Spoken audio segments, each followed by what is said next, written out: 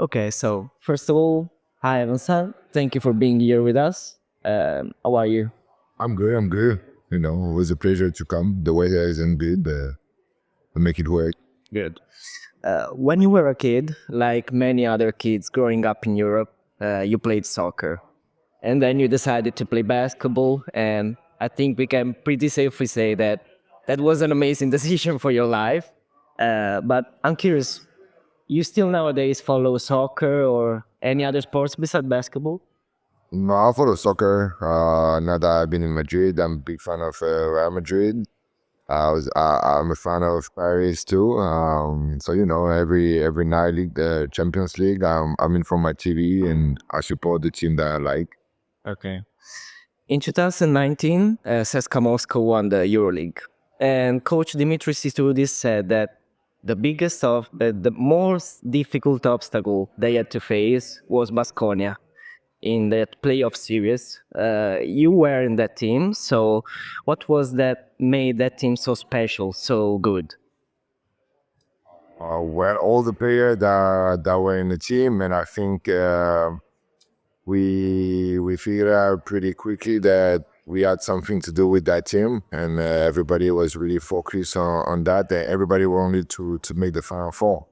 Everybody commit, and I remember we won in Moscow after 14 years without any win there. So it tell us like the team was special. We gave everything on the court, and we had a great alchemy. It was easy basketball for us.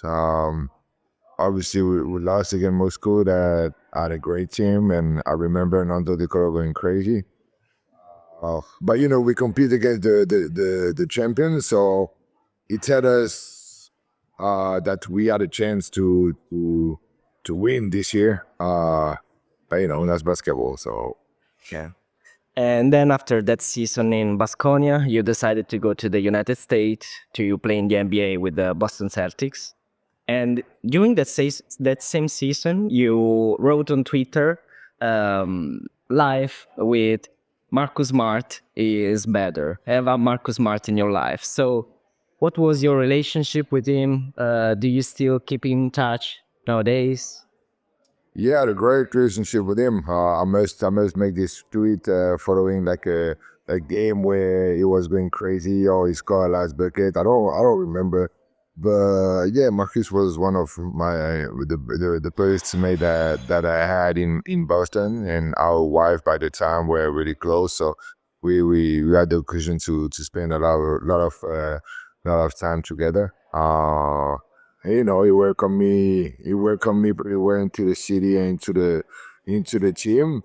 And I always I text him couple times, but everybody had his life, and but I check some news sometime. I know he just got a baby, and get married too. So that's great for him. I'm really happy, and sometime I just text him to see how things go, and that's all friends goes, no? Yeah. And another very important person for the Boston Celtics during those years was Brad Stevens, who, being the head coach, changed their culture, their mentality, their results. So, what kind of person and coach was he also for you personally? Well, it was a great coach, obviously. It was a young coach, so I think that was his strength by the time. Being close to the player, understand the player. Um, Obviously it works because it was part of the team, and even if they won last year, I think it's mainly because of him. He made some great choice. Now he's the GM, so he's part of the culture there and what the team right now is. So I think it's a great thing for Boston, for the Celtics, and for the city. Yeah. And then at the end of that season, you asked for more playing time to Stevens, but actually a fake news spread that said that you wanted to leave the Celtics. So how did you handle that situation? No, so yeah, it was my only solution to show that I wanted to play more. So I went to his office. I said, yeah, I would like to get a what I didn't say like I want. I say what should I do to get a more playing time? What you expect me to be? You know, I just wanted to. It was a chance to me to go and talk man to him and just ask him what I was supposed to do. Because by the time I didn't know, and after the thing to leave the Celtics was more like I think I would don't have the opportunity to get the opportunity that I need because the team is doing so good that I don't see myself asking for playing time while the team is doing everything and winning and stuff like that. So I think yeah, as for I was like I'm not doing that 2 years in a row. I want to play. So I think this team is way too above that what I'm looking for because I will not fit into that team right now. Yeah. Uh, so yeah, we talk and we see what we can do, and obviously they won. So the thing they had in mind, I don't think I was part of it because I was a rookie in the NBA. I just came. I took time to adapt, and they were like into that 18 ring. So Yeah. you know, Yeah. It's life. And then you had a brief experience with the Sixers, and then you decided to come back to Europe, to Madrid. Obviously, Real Madrid is a legendary club in the history of basketball, and not only basketball. And that is the peculiarity of that team. I mean, the fact that the management is shared with also the football part. So, what did you find? I mean, did you find any difference, any particular thing in the way they manage things compared to other clubs, also to, I don't know, NBA franchises? well, is what they make closest to NBA franchise. I think Madrid and the basketball in a great way. We have access to all the facility like the football player. We flight private. We have hotel room, nice hotel. They give us a car. Madrid is a really nice city. We have access to all the care that we need into the practice facility. That's a big plus. Most of the team you have to go to hospital, you have to go there, you're losing time, efficiency. Madrid bring that into the table. That's why I picked Madrid because for me it's a big reference in Europe. It's a winning team, and as a football fan, Real Madrid always been like a dream. So being part of that team for 3 years and a half was amazing. I have great friend there. I have great memories. I have my house, and I fall in love with Madrid. Yeah. In a certain way, you reached your dream when you were a kid. And during your first full season with Madrid, you started off bad, and then in very difficult conditions, you managed to win the EuroLeague. I'm saying difficult also because, for example, I'm thinking about the position of Coach Chus Mateo that was very often discussed, questioned during the season. So, um, how did you manage to turn around that season and to win? But I think when you're part of Madrid, the team that expects to win every year, everybody is questionable. The first bad performance, you will be questionable because people are gonna doubt about you about winning. I follow a little bit the social media, and after every game, if we were losing or just had a bad game, everybody was going crazy on any player. I'm picking about like legend like Sergio Llull. Sometimes I was seeing some Koreans. I was like, bro, how you can like you don't know basketball. Like you just an ugly man. And that same guy make us win the EuroLeague with one shot. And I think he showed the mentality of the white jersey over there. Because football or basketball is the same. That's when you expect them to be bad. That's where they go, and that's where they surprise everybody. And that year was special, obviously, because the way we reached the Final Four, the way we compete and we stay together to injury and everything like that. So at the end, I think for the final we had three players out. Eddie had to play like 38 minutes. We were missing me and Yabu and Gabi, who is like a big part of the inside rotation. And we managed to win with young guy with all the weapon that we had, and we did it. And we did it against great team because we beat Barcelona and Olympiacos. And it just showed that Madrid always looking for the best and to win, no matter what. And during your second year on the opposite end, you dominated the regular season, but then you lost in the final against Panathinaikos. So, what do you think was missing for you to reach your goal? Well, nothing. I think that's part of sport. It's one game to win the EuroLeague. Everything can happen. You can miss free. You can miss 3 point. You can miss shoot. You can miss whatever. It is what it is. Sometimes it's a bad day. Sometimes it's a good day. It's really hard to bet on a day like that and say, yeah, we're gonna win tonight. We are controlling the game pretty well in the first half, and then second half, everything was missing. So you know, I think what we need to keep from that is the experience, the way we were able to compete all the year because we made a great year. The way we reached everything that we wanted, every final that we wanted, and we compete as much as we could. And unfortunately, sport is like that. Sometimes you win, sometimes you won't. Even if you got the best team. Um, but I think everybody was proud of what we made this year, and well, Yeah.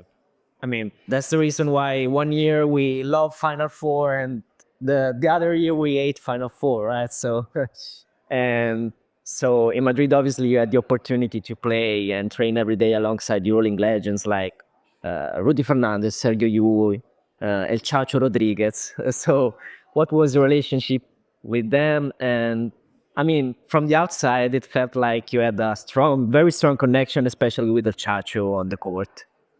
yeah, that guy got experience. That you respect as a player, and we had a great team. Everybody was cool with everybody. And I think when you want to win, you want to be close at the player that makes you win. So we had a lot of fun, even if they older than us. You know, um, it's always good to play with some guy like that. You learn a lot from winning, and Chacho obviously was the guy that was looking for me a lot of time. So yeah, after 2 years, we finally achieved what we wanted to do, and I think we did it in a perfect way because I think our evolution was fear a little bit in EuroLeague, and everybody knew that he was looking for me at some point in the game. So you know, it's good. They good guy outside of the court too. So it's easy. It's easy when you got guys like that are willing to win and are a great guy off the court to be friends with those guys. It's really easy. Yeah. And this summer, I mean, during your career, you played several games with the French national team. You won a silver medal in Tokyo. But actually, because of an injury, you couldn't join the team for the Olympics in France, so in your country. Have you any regrets about this? I mean, obviously, the decision wasn't upon you.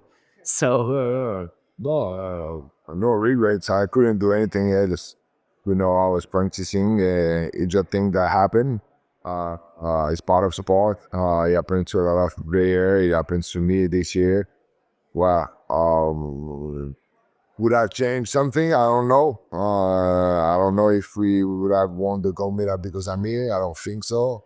They had a great team. I support them all the way along, and the way they show resilience and motivation, and they change their mind into part of the Olympics was crazy. I was the first big fan, and That's just part of life. I immediately, uh, I wasn't sad about it. That was an experience different. I was outside of the team. I was able to watch and understand, and so. But I wasn't sad. I was happy for them, and every time I support them, even if I'm not on the team or else. And last summer, obviously, you decided to leave Madrid. So I wanted to, hear your reasoning about that decision and the decision of signing with Efes. Well, it wasn't an easy one. Like I said, I fell in love with Madrid. My daughter is there. I got my house, and I love the city and everything. It was just, I'm a guy that like challenge, that like to be uncomfortable, and I was really, really feeling comfortable in Madrid. In a way that I wanted to challenge myself to do better. So I knew that Eddie was a big part of the team, and I wanted to be, I wanted to have my own situation where I could go in another team and from zero to where I was in Madrid. I like the process of that. And I think Eddie is one of the best big men in your league, and maybe the most influential one. And I wanted to compete against him again. It's not the only reason, but being able to compete against him and to show my value in different way, and new challenge. New challenge was the principal reason. I wanted to move. I wanted to to explore another thing, career, or short. I don't know when I'm gonna finish, but I'm like, all right, let's explore a little bit the world. Let's have some experience and let's enjoy different things. Yeah. And two important pieces of FS roster this year are Stanley Johnson and Jordan Mora, two guys coming from the NBA for their first experience in Europe.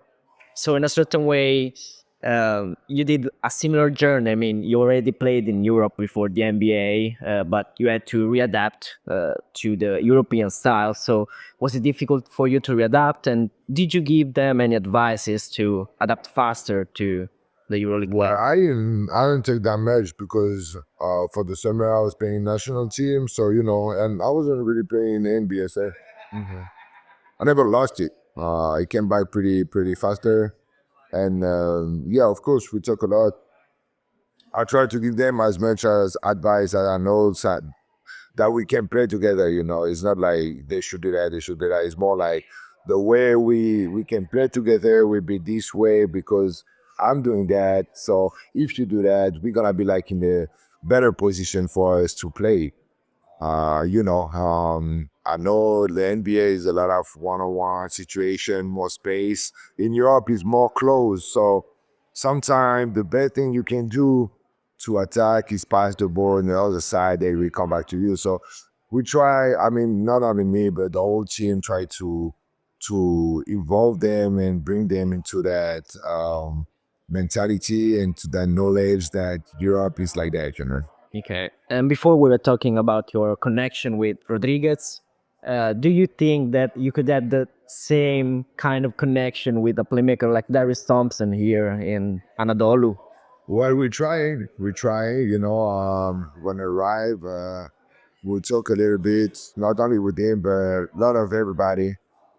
Um, and, we reach our goal a couple times in preseason and during the couple game that we are right now.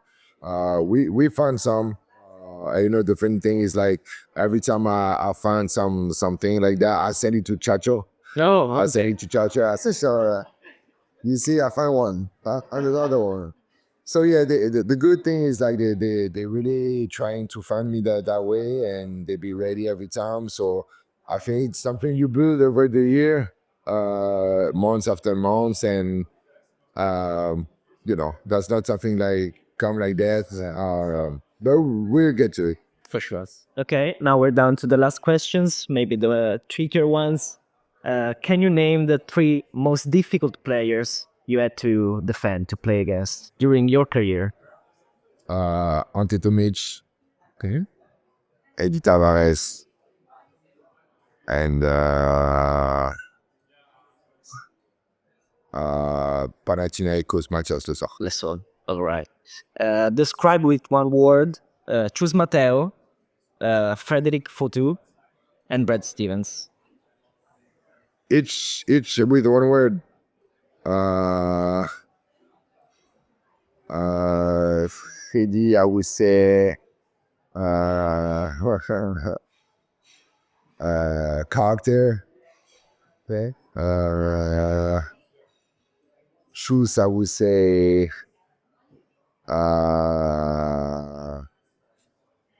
what can I say? Passionate, right? And Brad, I would say uh intelligent. Okay. It's the same word I thought about. Okay. And last question. Can you build a starting five with the five greatest players you ever played with? Ever play with? Yeah. Uh, I would say first, number one, I would say Kemba. Okay. Second, I would say let me put Serge in two, JT in three. Okay. Four, I would say maybe Gershon. Okay. And five, I would say